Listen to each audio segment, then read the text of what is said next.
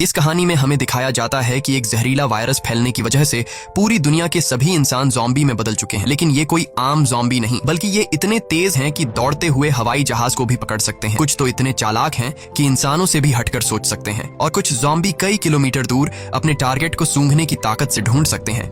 लेकिन इस खतरे से घिरी हुई दुनिया में अब सिर्फ 2 ही इंसान जिंदा बचे हैं। क्या ये दोनों सर्वाइव कर पाएंगे या नहीं, जानते हैं आज की इस वीडियो में। कहानी की शुरुआत में हम एक लड़के को देखते हैं जो अपने कमरे में बैठकर टीवी पर कार्टून देख रहा होता है कि तभी अचानक टीवी का सिग्नल चला जाता है और स्क्रीन पर एक इमरजेंसी रिपोर्ट आने लगती है। ये खबर उस लड़के की मुस्कुराहट छीन लेती है। टीवी में बताया जाता है कि दुनिया भर में एक बहुत ही जहरीला वायरस फैल गया है, जिससे इन्फेक्टेड लोग कुछ मिनटों के अंदर भयानक ज़ॉम्बी जैसे बन जाते हैं। ये वायरस बहुत तेजी से फैलता है और पूरी दुनिया इस वायरस की चपेट में आ चुकी है। टीवी में बताया जाता है कि जो भी ये खबर सुन रहा है वो जल्दी से खुद के लिए कोई सेफ जगह देख ले। लड़का ये सब देख ही रहा होता है कि अचानक ऊपर के कमरे से अजीब तरह की आवाज आती है। वो आवाज सुनकर लड़के के गले में सांसें अटक जाती हैं। लड़का धीरे धीरे ऊपर जाकर देखता है तो पता चलता है कि ये उसकी बड़ी बहन का मजाक था। उसके बाद ये दोनों लड़के अपनी माँ के कमरे की तरफ जाते हैं और वहां जाकर ये देखते हैं कि उनकी माँ बहुत परेशान है। वो अपने हस्बैंड को फोन करके इस सिचुएशन के बारे में बताती है। उसका हस्बैंड जो एक पायलट है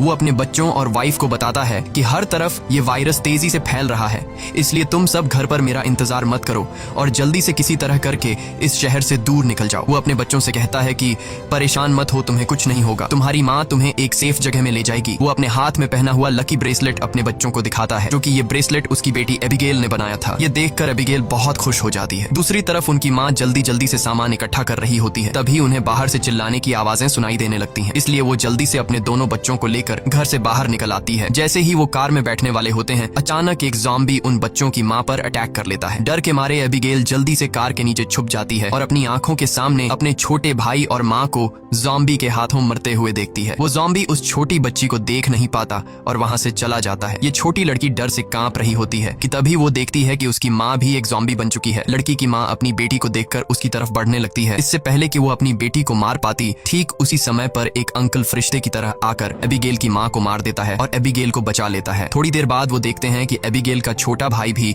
ज़ॉम्बी में कन्वर्ट हो रहा है, इसलिए वो आदमी लड़की को कान बंद करने के लिए कहता है और उसके ज़ॉम्बी बन चुके छोटे भाई को भी गोली मार देता है। अब इसके बाद 10 साल के बाद का सीन दिखाया जाता है और हम देखते हैं कि ज़ॉम्बी वायरस की वजह से इंसानी सभ्यता पूरी तरह से बर्बाद हो चुकी है। कभी रोशनी से चमकने वाले शहर अब वीरान हो चुके हैं और अब तक सारे इंसान या तो मर चुके हैं या फिर ज़ॉम्बी बनकर इधर उधर भटक रहे हैं और सिर्फ 2 ही लोग जिंदा बचे हैं। वो छोटी लड़की एबिगेल जिसे अंकल ने बचाया था, अब वो बड़ी हो चुकी है। उस दिन से लेकर अब तक एबिगेल अंकल जैक की नजरों में पली बढ़ी और जैक ने उसे ट्रेन करके ज़ॉम्बी से लड़ना सिखा दिया है। उस दिन अगर उसकी लाइफ में जैक नहीं आता तो एबिगेल अब तक मर चुकी होती, इसलिए एबिगेल जैक को अपना पिता मानती है। इतने सालों तक जंगल में अकेले रहने के बाद एबिगेल को बहुत ही लोनली महसूस हो रहा होता है। उसकी सबसे बड़ी इच्छा है कि उसे कोई इंसानी बस्ती मिल जाए जहां वो लोगों के साथ मिलकर रह सके, लेकिन जैक को लोगों के बीच रहना बिल्कुल भी पसंद नहीं। रात को जब वो दोनों जंगल में कैंप लगाकर सो रहे थे, तभी किसी की आवाज से जैक की आंख खुल जाती है। वो धीरे से अपने कैंप से बाहर निकलकर देखता है कि तभी एक ज़ॉम्बी जैक पर हमला कर देता है, लेकिन जैक लगातार गोलियां चलाकर उसे मार देता है और एबिगेल भी वहां पर पहुंच जाती है। इन दोनों को पिछले 10 सालों से जंगल में ज़ॉम्बीज का शिकार करते हुए इतना एक्सपीरियंस तो हो गया था कि ज़ॉम्बी झुंड बनाकर एक साथ मिलकर रहते हैं। वह समझ जाते हैं कि आसपास और भी जरूर ज़ॉम्बीज होंगे, इसलिए वो जल्दी यहाँ से निकलने की तैयारी करने लगते हैं और घोड़े पर बैठकर निकल जाते हैं। तभी रास्ते में उनके घोड़े हिनहिनाने लगते हैं। जैक समझ जाता है कि खतरा नजदीक है। दोनों चारों तरफ देखते हैं तो दूर एक जीप ज़ॉम्बी से गिरी हुई दिखाई देती है, जहाँ एक नॉर्मल इंसान खुद को ज़ॉम्बी से बचा रहा था। अब वैसे भी दुनिया में इंसान बहुत ही कम बचे थे, इसलिए अब इन दोनों को हर हाल में उस आदमी को ज़ॉम्बी से बचाना था। जैक एबिगेल के निशाने का टेस्ट भी लेना चाहता था, इसीलिए वो एबिगेल से कहता है कि तुम इस आदमी को बचाओगी ताकि पता चले कि वह पूरी तरह से ट्रेन हो चुकी है या नहीं। जैक उससे कहता है कि सुकून से टारगेट को निशाने पर करो और फिर उसे शूट कर दो, लेकिन एबिगेल जल्दबाजी में गोली चला लेती है, जिससे वो गोली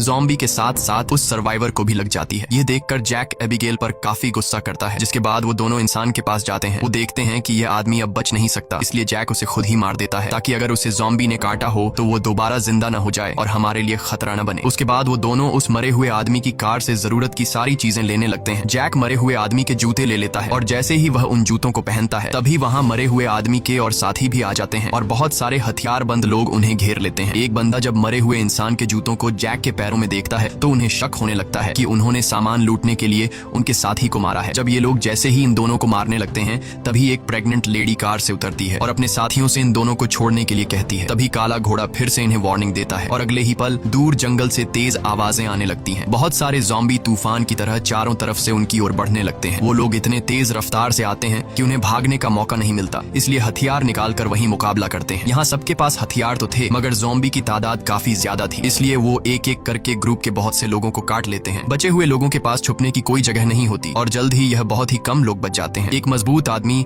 बदकिस्मती से ज़ॉम्बी के काटने का शिकार हो जाता है, इसलिए वह खुद को गोली मारना चाहता है, लेकिन उसके बंदूक में गोलियां खत्म हो जाती हैं। अब उन्हें पता चल चुका था कि वो उनसे लड़ नहीं पाएंगे, इसलिए एबिगेल प्रेग्नेंट लेडी को लेकर गाड़ी में बैठाती है। गाड़ी में प्रेग्नेंट लेडी का हस्बैंड भी बैठा होता है और जैक गाड़ी स्टार्ट करके जल्दी से वहां से निकल जाते हैं। पूरे ग्रुप में अब ये सिर्फ 4 लोग ही बचे थे, बाकी सब ही ज़ॉम्बीज के शिकार हो चुके थे। एक काले चेहरे वाला ज़ॉम्बी अपने साथियों को मरा हुआ देखकर बहुत ज्यादा गुस्सा हो जाता है। उधर ये चारों ज़ॉम्बीज से जान छुड़ाकर गाड़ी में सफर कर रहे होते हैं। रास्ते में जैक पीछे बैठी लेडी से पूछता है कि तुम हो कौन और यहाँ क्या कर रहे थे। पूछने पर पता चलता है कि यह बचे हुए लोग शिप टाउन नाम की जगह पर जाना चाहते थे, जहाँ पर सेफली इंसान रहते हैं। वहाँ जरूरत की तमाम फैसिलिटीज हैं और हम सब वहाँ जाकर एक नॉर्मल जिंदगी गुजारना चाहते थे। ये सुनकर एबिगेल बहुत खुश होती है, क्योंकि यही तो वो जगह है जहाँ वह हमेशा से जाना चाहती थी। जिस पर जैक ने कहा कि यहाँ पर कोई भी ऐसी कॉलोनी वगैरह नहीं है, मैं पिछले 10 सालों से यहाँ वहाँ भटक रहा हूँ, मुझे तो कोई ऐसी कॉलोनी नहीं दिखाई दी। तभी अचानक बीच रास्ते में उनकी गाड़ी खराब हो जाती है। इस दौरान प्रेग्नेंट लेडी का हस्बैंड बाहर निकलता है, जिसका नाम डेविड है। वह उनसे कहता है कि मैं एक मैकेनिक हूँ और मैं इसे ठीक कर सकता हूँ, लेकिन औजार न होने की वजह से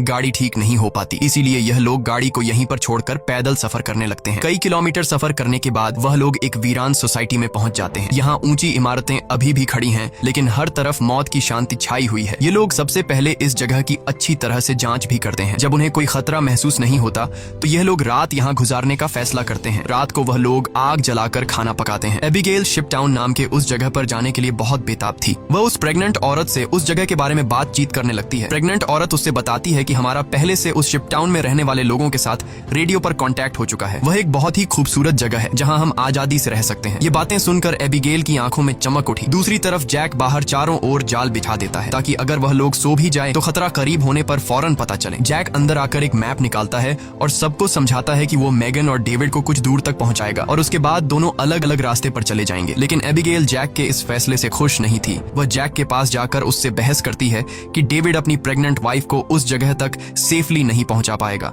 इसलिए हमें उनके साथ चलना चाहिए। जैक कहता है हमें समझदारी से काम लेना चाहिए। देखो, जहां लोग ज्यादा होते हैं वहां पर खतरा भी ज्यादा होता है। लेकिन एबिगेल जैक के इस फैसले से नाराज होकर चली जाती है। हालांकि दोनों को ये नहीं पता होता कि वह काले चेहरे वाला ज़ॉम्बी उनकी गाड़ी को सूंघते हुए वहां तक पहुंच चुका है। अगली सुबह एबिगेल छत पर बैठकर अपने बचपन की फोटोज देख रही होती है कि अचानक नीचे पेड़ों से सरसराहट की आवाज आती है। वो समझ जाती है कि ज़ॉम्बी अंदर आ गए हैं और सबको वार्निंग देने के लिए नीचे दौड़कर जाती है कि तभी रास्ते में एक ज़ॉम्बी भी उसके पीछे लग जाता है। एबिगेल खुद को बचाते हुए ऊपर सीढ़ियों पर चढ़ने लगती है और पीछा करने वाले ज़ॉम्बी को झटका देते हुए नीचे गिरा देती है। लेकिन इस चक्कर में उसका बैलेंस बिगड़ जाता है, जिससे वह भी नीचे गिरने वाली होती है। लेकिन तभी जैक ने वक्त पर आकर उसे बचा लिया। थोड़ी देर बाद काले चेहरे वाला ज़ॉम्बी अपने साथियों के साथ वहां पहुंच जाता है, क्योंकि उसे पता चल जाता है कि उनका साथी कहां पर मरा है। लेकिन वह पहले से बिछाई गई जाल में फंस जाते हैं, जिसमें काफी सारे ज़ॉम्बी मारे जाते हैं। जैक धमाके की आवाज सुनकर समझ जाता है कि ज़ॉम्बी का झुंड उस जगह तक पहुंच गया है जहां हम कल रात ठहरे थे और ज़ॉम्बी अभी तक उनका पीछा कर रहे हैं। लेकिन अच्छी बात यह थी